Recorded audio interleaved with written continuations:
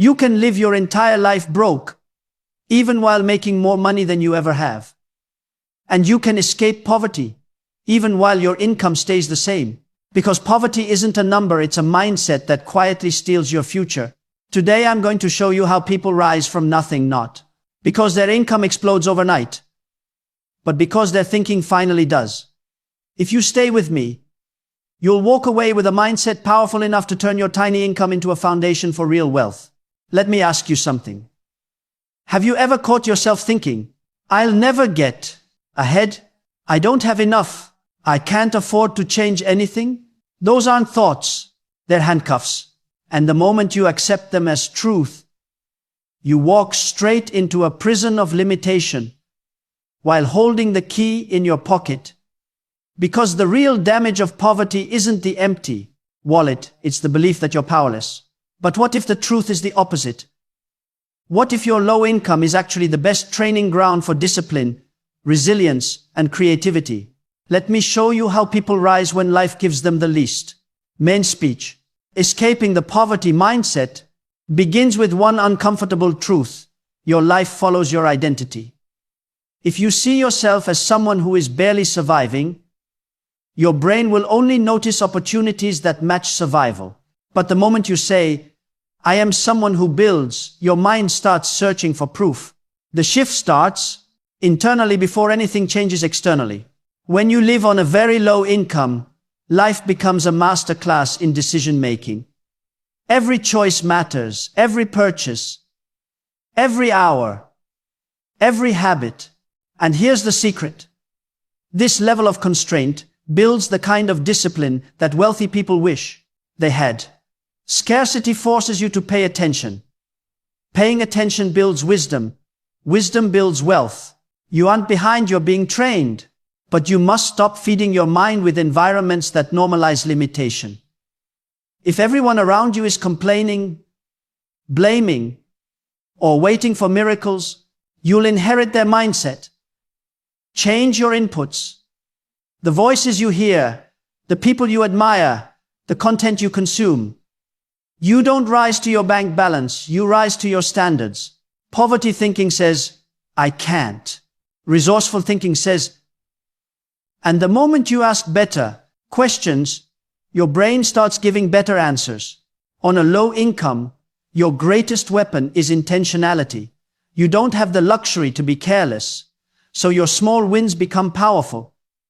Saying no to one unnecessary purchase, saving a little instead of nothing, creating a weekly plan instead of guessing your way through survival. These aren't minor choices, these are seeds of transformation. And those seeds grow because poverty grows from stress and reaction, but wealth grows from awareness and discipline. Even your language matters. The words you speak about your future are carving neural paths in your brain. Stop saying I'm broke and start saying I'm building. Stop saying I can't and start saying I'm learning how. Your language is the architect of your reality. The strongest antidote to the poverty mindset is hope. Not wishful thinking, hope that becomes strategy, structure, and habits. When you have a vision, even small income starts working for you instead of against you. You begin to see opportunities in places where others only see barriers. Remember, you don't escape poverty the day you make more money. You escape it the day you stop thinking like a victim of your circumstances and start thinking like the designer of your future.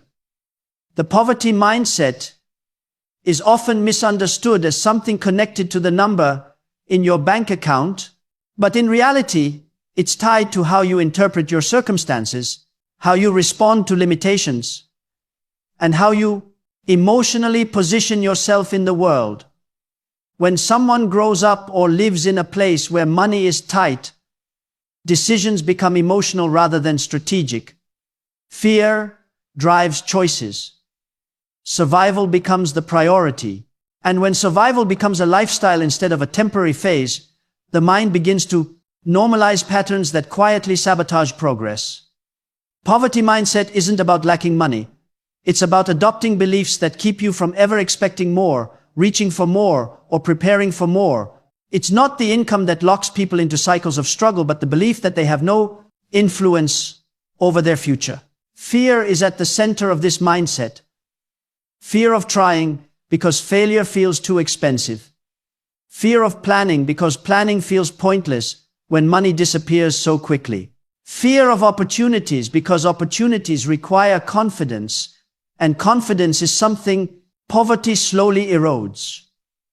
In this mental state, people often avoid challenges that could help them move forward simply because their mind has been conditioned to avoid risk.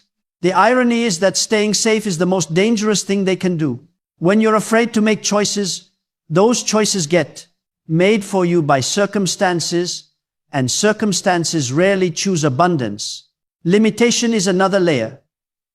When you constantly live under financial pressure, your mind begins to magnify every obstacle. A small setback feels catastrophic. A minor bill feels like a crisis. A delayed paycheck feels like the end of stability. But what's even more damaging is how limitation shapes identity. Someone stuck in a poverty mindset begins to see themselves as someone who never has enough, someone who must always struggle, someone who can't catch a break. This identity becomes a filter through which they interpret everything. Even when opportunities appear, they dismiss them. Even when they gain a little money, they quickly lose it because their internal story hasn't changed. You cannot outperform a story you keep telling yourself about who you are. Emotional survival is another piece of the poverty mindset that people don't talk about enough. When you're emotionally in survival mode, your decisions focus on immediate relief rather than long-term benefit. This is why poverty mindset often leads to impulsive spending. People buy things that create momentary comfort instead of investing in things that create long-term stability. It's not because they're irresponsible. It's because their emotions are constantly drained. The brain seeks relief from stress, and relief often masquerades as quick gratification. Over time, survival wiring becomes a habit, and habits become a trap. Another aspect of the poverty mindset is learned helplessness. When someone experiences repeated financial struggles, they begin to accept the idea that nothing they do matters. This belief becomes dangerous because it stops initiative. It stops experimentation. It stops growth. People who believe they can't change their situation don't try, and when they don't try, their situation stays the same, reinforcing the original belief. This loop becomes a self-fulfilling prophecy. Breaking out of the poverty mindset requires recognizing that these emotional and psychological patterns are not reflections of your intelligence, your worth, or your potential. They are side effects of prolonged stress and scarcity. The moment you become aware that your thoughts are shaped by scarcity rather than reality, you take back power. The first shift happens when you stop saying, "This is who I am," and begin to say, "This is what I've learned, and I can unlearn it." It begins with noticing the fear-driven thoughts, the identity-limiting beliefs, and the survival-based choices, then acknowledging that these patterns were created to protect you, not define you. Your environment is one of the strongest forces shaping your financial identity, often without you even realizing it's happening. The people you spend time with, the conversations you hear, the attitudes you absorb, and the patterns you witness every day become the blueprint for what you believe is normal. If you grow up or live in a place where everyone is struggling, complaining about bills, and expecting life to be hard, you begin to internalize those narratives as truth. You start to assume that wealth is something reserved for other people, that success requires luck you don't have, and that limitations are a permanent reality. Over time, these surroundings train your mind to think small, expect little, and operate from a defensive posture rather than a creative one. What you see consistently becomes what you accept subconsciously. If everyone around you treats money as something that slips away easily or arrives unpredictably, you start to manage money the same way. If your environment normalizes chaos, you adopt chaotic habits. If it normalizes scarcity, you adopt scarcity-driven behavior. It's not your fault. It's the way humans are wired. We mirror what we observe. In a poverty-shaped environment, this mirroring becomes a silent trap. You may never question it because it feels familiar, and what feels familiar often feels right, even when it's damaging. You begin to associate your worth with your circumstance. You begin to see limitations as facts, rather than conditions. But a person's environment isn't only physical, it's also mental and emotional. The content you consume, the voices you listen to, and the conversations you prioritize become part of your environment. If you constantly expose yourself to negativity, hopelessness, or people who have given up on growth, your mindset begins to shrink. You start seeing the world through the lens of those influences. Your environment becomes the background music of your life. And if that music is heavy, fearful, or defeated, your mind starts moving in rhythm with it. The people around you also shape your standards. In some environments, saving money is mocked as pointless, planning is seen as unnecessary, and dreaming bigger is labeled unrealistic. When you're surrounded by others who don't protect their financial peace, you naturally adopt the same behaviors. If nobody around you thinks long-term, it's difficult for you to think long-term. If nobody around you talks about growth, you may never even consider that growth is possible. Your environment sets your baseline, and your baseline quietly determines your decisions. This is why people who move into new environments often experience sudden transformation. Not because their intelligence changed, but because their inputs changed. They started hearing conversations about opportunity rather than limitation. They started observing habits that lead to progress rather than stagnation. They witnessed people who use money intentionally instead of emotionally, and that alone shifts what feels normal. When your surroundings change, the story you tell yourself about what's possible begins to change with it, and you don't need to physically relocate to transform your environment. You can start by curating your mental space. Change what you watch, who you listen to, who you let influence your decisions, and what kind of energy you allow into your daily life. Your environment is the soil in which your mindset grows, and poor soil cannot produce a wealthy mindset. By consciously choosing better inputs, voices of discipline, stories of resilience, teachings of growth, you begin to rewire the identity that poverty-shaped environments created. You begin to realize that your identity is not fixed, it's built by what you surround yourself with. Microdiscipline is one of the most powerful forces in transforming your life when you're living on a very low income. And yet it's the one thing most people overlook because it feels too small, too slow, or too insignificant to matter. But microdiscipline is exactly what separates people who remain stuck from those who quietly build a foundation strong enough to break free. When money is tight, every decision carries weight, and this heightened awareness can become your greatest advantage. While others with higher incomes can afford to be careless, you are forced to pay attention, and that attention becomes a kind of financial wisdom that wealthy people often take decades to develop. Microdiscipline is the art of making small, consistent choices that push your life forward even when your income stays the same. Most people underestimate microdiscipline because it doesn't offer immediate excitement. Saving a small amount feels pointless. Saying no to a small temptation feels irrelevant. Planning a week ahead feels unnecessary. But these little decisions are exactly what reshape your habits, and habits reshape your life. On a low income, your habits matter even more. Each small act of discipline protects you from emotional spending, reaction-based decisions, and the chaos that scarcity tends to create. When you practice microdiscipline, you start shifting from surviving reactively to acting intentionally. Microdiscipline also builds trust within yourself. One of the reasons people stay stuck in a poverty mindset is that they don't trust their own follow-through. They've broken promises to themselves too many times, or life has overwhelmed them enough that commitment feels unrealistic. But when you show yourself that you can follow through on small commitments, saving a tiny amount each week, tracking your expenses, making your bed, eating intentionally, planning your next day, you rebuild your sense of capability.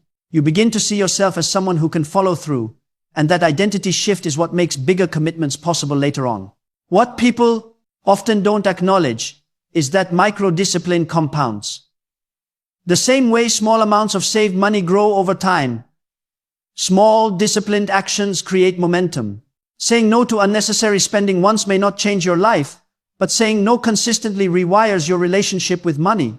Checking your budget once won't make you wealthy, but checking it regularly gives you control. These minor decisions stop you from bleeding money through small leaks. They keep you aware of your patterns. They give you a sense of stability even when income is low. And stability is the foundation on which long-term change is built. Another powerful aspect of microdiscipline is that it keeps your emotions in check. When money is tight, emotions run high: fear, stress, frustration, and hopelessness can cloud judgment. Microdiscipline forces you to slow down and evaluate. Instead of reacting out of stress, you learn to act from clarity. Instead of buying something to soothe discomfort, you learn to pause and consider the long-term impact. In this way, microdiscipline becomes emotional training. It strengthens resilience. It reduces impulsive decisions that often cause financial setbacks. Gradually, you shift from living emotionally to living deliberately, and this alone changes the trajectory of your future. Microdiscipline also teaches resourcefulness. When you don't have much, you learn to stretch, reuse, repair, plan, and prioritize. You start seeing value where others see waste. You begin creating solutions instead of waiting for circumstances to change. Resourcefulness is a muscle, and microdiscipline develops it one small action at a time. Eventually, this resourcefulness becomes confidence, and confidence becomes opportunity. People who master microdiscipline on a low income become surprisingly strong when their financial situation improves because their habits are already set, their thinking is already trained, and their identity is already elevated. Identity statements are one of the most powerful tools for transforming your financial reality because they speak directly to the deeper part of your mind that controls your choices, reactions, and expectations. Most people believe they behave according to logic, but in truth, they behave according to identity. You act in line with who you think you are. If you see yourself as someone who is bad with money, your brain will filter opportunities through that belief. If you see yourself as someone who is always struggling, you will subconsciously make decisions that confirm that story. Identity statements interrupt that unconscious cycle by giving your mind a new narrative to live up to. They shift your financial destiny from the inside out. On a low income, identity can feel almost predetermined. You might think your situation defines you, but the reality is the opposite. Your identity defines how you respond to your situation. If your internal beliefs tell you that saving is impossible, you won't try. If your beliefs tell you that people like you can't build wealth, you won't even notice the chances you have to start. The brain loves consistency. It wants your actions to match your identity, even if that identity is hurting you. This is why entire generations can repeat financial patterns without ever questioning them. It's not because they lack potential. It's because they inherited an identity that tells them not to reach higher. Identity statements work by creating a new standard for your mind to follow. When you declare something like, "I am someone who makes powerful choices with my money," your brain begins searching for actions that align with that identity. It may feel unnatural at first because your current habits don't match your desired identity yet, but that discomfort is actually a sign of transformation. You're breaking old mental loops. The more consistently you repeat these statements, the more comfortable they become. Over time, they shift your automatic thoughts. They turn hope into expectation, and expectation into action. The power of identity statements is especially Important when you're living on a very low income because scarcity can make you attach negative labels to yourself. You might begin to think of yourself as poor, unlucky, always behind, or limited. These labels become heavy and start influencing your posture, your decisions, and your vision. Identity statements help you shed those labels and replace them with empowering ones. Instead of saying, "I can't afford things," you begin saying, "I am becoming someone who handles money with wisdom."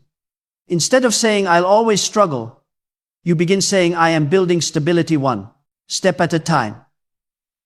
These small verbal shifts send signals to your subconscious mind about the direction you are growing into. Identity statements are not about pretending. They're about aligning yourself with your potential instead of your past. They guide your behavior by reshaping how you see yourself. When you repeatedly tell your mind that you are someone who plans, saves, learns, or grows, your mind starts seeking out actions that prove those statements true. Even on a small income, your behavior begins to shift. You say no to unnecessary spending because it doesn't fit your identity anymore. You start tracking your money because responsible people track their progress. You become more intentional with your time because someone who values growth doesn't waste it. Your identity begins pulling you toward a higher standard instead of your circumstances pulling you downward. This is why people who change their identity before their circumstances often rise faster when opportunities finally arrive. Their mindset is already prepared. Their habits are already aligned. Their choices already match the future they want. Identity statements help you build the internal architecture of abundance long before the external abundance shows up. They remind you that you are not defined by your income, but by who you choose to become despite it. Resourcefulness becomes your greatest asset when you're living on a very low income because it teaches you to rely on creativity, awareness, and discipline rather than on money itself. Most people assume that having more money automatically creates better decisions, but the truth is the opposite. Better decisions create more money, and those decisions grow out of resourcefulness, not out of wealth. When life limits your resources, it forces your mind to expand in ways it never would if everything came easily. Scarcity sharpens you. It makes you look deeper, think harder, and act smarter. People who grow up with little often develop a level of resilience and innovation that no textbook can teach. They learn how to stretch things, how to repair instead of replace, how to plan ahead, and how to stay mentally alert. This ability becomes a superpower once their financial situation improves, but it begins in the seasons of constraint. Resourcefulness is the skill of turning what you do have into something more valuable. It's the mindset that says, "What can I do with this?" instead of "This isn't enough." When you don't have much, you learn to find solutions that more comfortable people overlook. You learn to cook instead of buying takeout. You learn to find free resources instead of paying for every convenience. You learn to manage time intentionally because time becomes the resource you use to compensate for money. While others rely on shortcuts that cost them financially, you learn the long routes that teach discipline. This mindset builds strength, patience, and confidence. You become a problem solver instead of a problem absorber. And that shift alone changes everything. Resourcefulness also teaches you to see opportunities that others miss. When people have more money than awareness, they often become blind to simple ways of improving their life. They buy every solution instead of learning it. They outsource what they could master. They skip over skills because money shields them from discomfort. But when money is scarce, you don't have that shield. You're forced to learn, adapt, and grow.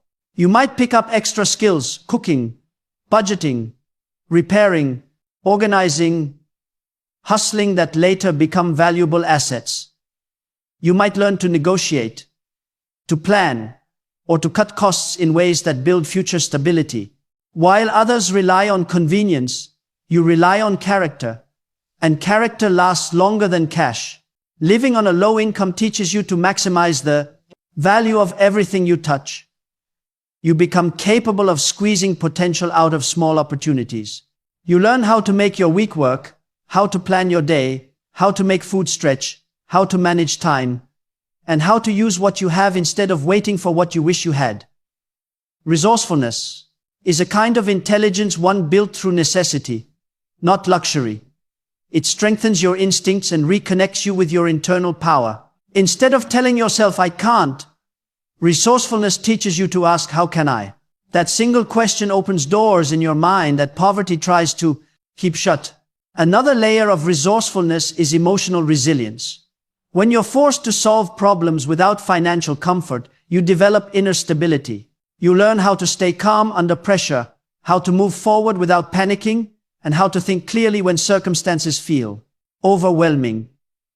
This emotional stability becomes the foundation for making better financial decisions later. People who have never developed resourcefulness tend to crumble when money fluctuates. But people who grew through scarcity adapt quickly, recover faster, and make strategic choices even in chaos. The most powerful thing about resourcefulness is that it never disappears. Once you've learned how to create value from limited resources, that skill stays with you forever. When your income eventually grows, your habits of creativity, discipline, and efficiency amplify that growth. It's why many people who once lived in difficult circumstances end up stronger, wiser, and more financially capable than those who always had enough. Resourcefulness is not a downgrade from wealth. It's the training ground for it. Small wins are often underestimated, but they are the true foundation of long-term transformation, especially when you're living on a very low income. Most people believe that big change requires big actions, large investments, major opportunities, sudden increases in income. But in reality, life shifts through tiny, consistent decisions that seem almost invisible at first. When you're in a season of financial limitation, these small wins are not just progress markers. They are lifelines.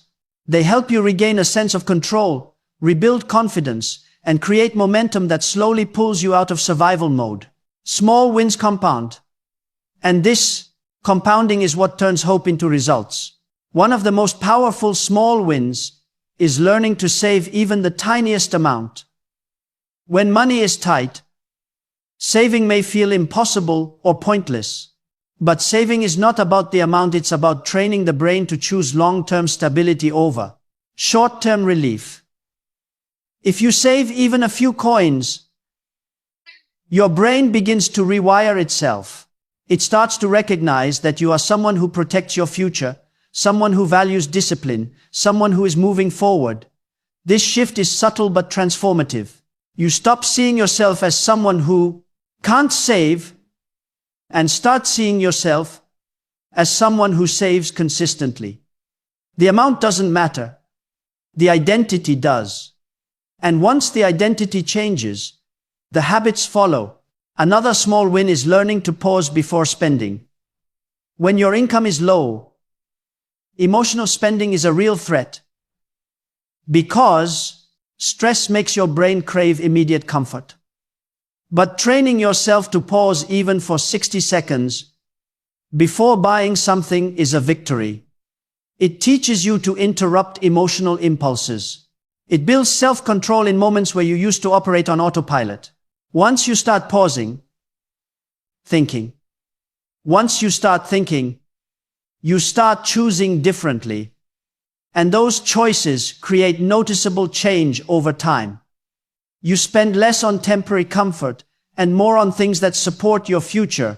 These small moments of restraint create large amounts of financial and emotional stability. Planning your week is another small win that carries huge impact.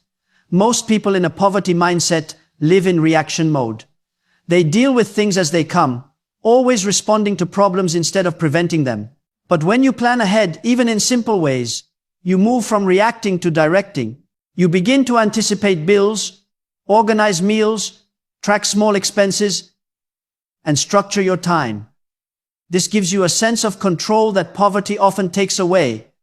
A week that is planned is a week that is calmer, and calmness leads to better decisions. Planning doesn't take money, it takes intention.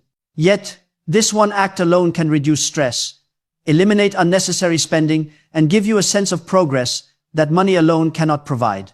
Small wins also help rebuild your confidence. When you're struggling financially, it's easy to feel like nothing you do matters. But every time you experience a tiny victory, a bill paid on time, a habit maintained, a temptation resisted, a dollar saved, you prove to yourself that change is possible. Confidence is built in those quiet moments of consistency, not in dramatic breakthroughs. Over time, these little victories give you the courage to aim higher, the belief to try new things, and the resilience to keep going when progress feels slow. Confidence doesn't come from income increases, it comes from evidence that you are capable. Another important small win is choosing to educate yourself even a little each day. Reading a few pages of a book, listening to a helpful video, or journaling your thoughts may seem insignificant, but each action expands your mind. The more your mind grows, the less it accepts limitation. Education builds awareness, and awareness shapes decisions. Learning, even in small doses, lifts you out of the patterns that kept you stuck. You begin to see new possibilities, new strategies, new perspectives. And once your mind expands, your life eventually follows. What makes small wins so powerful is that they build momentum. Momentum is the invisible force that makes change feel easier over time. At first, discipline feels heavy, slow, and uncomfortable. But as you stack small wins, your mind starts associating change with success instead of struggle. You no longer push yourself forward, you start being pulled forward by your own progress. This momentum is what eventually helps you break out of old habits, rise above scarcity thinking, and build a future that reflects your potential rather than your past. Your language is one of the strongest forces shaping your future, and yet most people use it without awareness. The words you speak both out loud and silently to yourself become the scripts your mind follows. When you constantly say things like, "I can't afford that," "I'm always behind," or "life is unfair," you're not just describing your situation, you're reinforcing it. Language creates mental instructions. Your mind listens, absorbs, and then behaves in a way that aligns with those statements. Over time, these repeated phrases become beliefs, and beliefs become habits. This is how poverty thinking becomes a cycle, not because of the money itself, but because of the words that keep reshaping your identity. People living on a low income often get used to speaking in limitation without realizing they are training their brain to expect nothing more. Words like impossible, stuck, hopeless, or too hard shut down creativity. They eliminate curiosity. They block the brain from searching for alternatives. When you say, "I can't," your mind stops looking for solutions because it believes the problem is already closed. But when you shift your language even slightly, your brain reopens those doors. Changing "I can't afford this" to "How can I make this possible?" sends your mind searching. Instead of shutting down, it begins exploring. This shift in wording seems small, but mentally, it's a complete rewiring of how you think. Your words also shape your emotional state. When you speak negative or limiting language, your emotions follow. If you constantly talk about being overwhelmed, your body begins to feel overwhelmed. If you keep saying you're stressed, your mind amplifies stress. But when you choose language that reflects possibility and growth, your emotional energy lifts. You start operating with more optimism, creativity, and intention. People who grow out of poverty don't do so because their circumstances magically change. They begin by changing the emotional energy that their words generate. They start speaking in a way that elevates their state rather than drains it. The language you use becomes the filter through which you interpret your life. Two people can experience the same difficult situation, but respond differently because of the words they attach to it. Someone who says, "This setback proves I'll never get ahead," turns the event into a confirmation of defeat. Another person facing the exact same setback might say, "This is hard, but I'll figure it out." And their words keep the door of possibility open. The situation is the same. The language changes the meaning, and meaning shapes future actions. The person who uses language of resilience keeps moving. The person who uses language of defeat begins to freeze. Additionally, your language influences the opportunities you notice. When you speak in limitation, your brain filters out potential solutions because they don't match the story you're telling. It's like wearing glasses that only let you see what you expect. But when you start using language that stretches you, phrases like "I'm learning," "I'm improving," "I'm building," "I'm becoming," your brain begins noticing things it was previously blind to.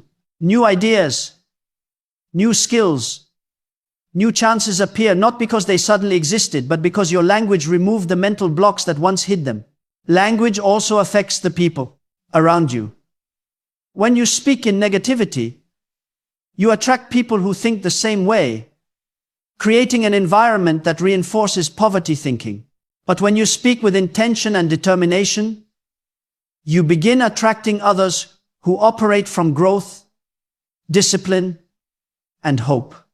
Your words signal your standards, and people respond accordingly. The way you talk tells others what kind of energy you accept, what kind of behavior you expect, and what kind of future you're building. Over time, your relationships shift to match your language, and those relationships further shape your mind. The most powerful part of shifting your language is that it doesn't require money. It doesn't require better circumstances. It doesn't require more education. It only requires awareness. Once you start noticing the words you use, you gain control over them. You can choose language that creates strength instead of weakness, clarity instead of confusion, direction instead of drift. Little by little, your words begin shaping your actions shape your habits shape your identity, and your identity shapes your future. Changing your language is one of the simplest but strongest steps you can take toward escaping the poverty mindset.